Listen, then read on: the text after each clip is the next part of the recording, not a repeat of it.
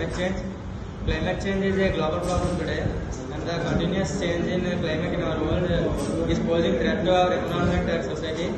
If this is happening due to rise in temperature, and this climate change is injurious to our human beings and living creatures because it is directly affecting our health.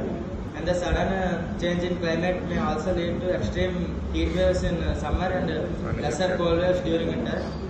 And climate change also affects climate change is also leads to extreme floods, landslides, and hurricanes, etc. And the another major cause is the sea levels will increase on a global scale. So imagine our life without fresh air and fresh water. So we should be more cautious about our environment and climate. Thank you.